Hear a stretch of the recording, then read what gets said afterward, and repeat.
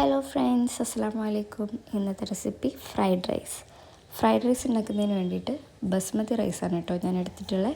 ഇപ്പോൾ അരി മുങ്ങിക്കിടക്കുന്നതിന് ആവശ്യത്തിലുള്ള വെള്ളം, പ്രത്യേക അളവൊന്നുമില്ല. ഇനി അതൊന്ന് ചൂടായി വരുമ്പോൾ അതിലേക്ക് 1 ടേബിൾ സ്പൂൺ ഉപ്പ്, 1 ടേബിൾ സ്പൂൺ വിനാഗിരി, 1 ടേബിൾ സ്പൂൺ സൺഫ്ലവർ ഓയിലും കൂടി ചേർത്ത് നന്നായിട്ട് മിക്സ് ചെയ്യാം. ഈ നന്നായിട്ട് തിളച്ച വെള്ളത്തിലേക്ക് നമ്മൾ ഒരു 10 മിനിറ്റ്സ് സോക്ക് ചെയ്തിട്ടുള്ള നന്നായി കഴുകി വൃത്തിയാക്കിയിട്ടുള്ള ബസ്മതി റൈസ് ആഡ് ചെയ്ത് നന്നായിട്ടൊന്ന് ഇളക്കി. റൈസ് റെഡി ആയി കഴിഞ്ഞാൽ അതിലുള്ള വെള്ളം ഒന്ന് കളയാൻ വേണ്ടി വെക്കുക. ഇനി ഒരു പാനിൽ കുറച്ച് വെളിച്ചെണ്ണ, അതിലേക്കൊരു 4 വെളുത്തുള്ളി ചെറുതായി ചോപ്പ് ചെയ്തത്, 2 പച്ചമുളക്, 2 സവാള ചെറുതായി കട്ട് ചെയ്തതും കൂടി ചേർത്ത് നന്നായിട്ടൊന്ന് വഴറ്റിയെടുക്കുക. അതിനുശേഷം ചെറുതായി കട്ട് ചെയ്തിട്ടുള്ള ക്യാരറ്റും കേബേജും ക്യാപ്സിക്കും മല്ലിയിലയും കൂടി ചേർത്ത് ഒന്നുകൂടി ഒന്ന് വഴറ്റിയെടുക്കുക. ഇനി ഇതിലേക്ക് ഉപ്പ്, ആവശ്യത്തിന് കുരുമുളക് കൂടി ചേർത്ത് നന്നായിട്ടൊന്ന് മിക്സ് ചെയ്തതിന് ശേഷം 1 ടേബിൾ സ്പൂൺ സോയാ സോസും കൂടി ആഡ് ചെയ്തതിന് ശേഷം നന്നായിട്ടൊന്ന് മിക്സ് ചെയ്തെടുക്കുക.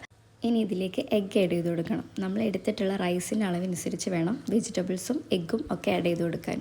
റൈസ് കൂടുതലും മസാല കുറവാണെന്നുണ്ടെങ്കിൽ കറക്റ്റ് ഒരു ഫ്ലേവർ കിട്ടില്ല. അപ്പോൾ അതിന് വേണ്ടിയിട്ട് എല്ലാവരും ഒന്ന് ശ്രദ്ധിക്കണം കേട്ടോ. ഞാനിവിടെ 3 എഗ്ഗാണ് എടുത്തിട്ടുള്ളത്. അത് നന്നായിട്ടൊന്ന് മസാലയിൽ മിക്സ് ചെയ്ത് ഒന്ന് വേവിച്ചെടുക്കുക. ഇനി നമ്മൾ റെഡിയാക്കി വെച്ചിട്ടുള്ള റൈസ് ഇതിലേക്ക് കുറച്ച് ആഡ് ചെയ്ത് നന്നായിട്ട് മിക്സ് ചെയ്ത് മസാലയും റൈസൊക്കെ നന്നായിട്ട് മിക്സ് ചെയ്യുന്ന രീതിയിൽ ഇളക്കിയെടുക്കുക. ഇനി നമുക്കിത് ചൂടോടെ തന്നെ പ്ലേറ്റിലേക്ക് സെർവ് ചെയ്യാം. പിന്നെ ഇതിൻ്റെ മുകളിൽ കുറച്ച് ഫ്ലേവറിന് എരിവിനനുസരിച്ച് കുരുമുളക് ഇട്ട് കൊടുക്കുക കേട്ടോ. ഇനി ഇതിൻ്റെ കൂടെ ഒരു ഗ്രേവി കൂടി ഉണ്ടെങ്കിൽ നൈസായിരിക്കും. എല്ലാവരും ഒന്ന് ട്രൈ ചെയ്ത് നോക്കണം കേട്ടോ.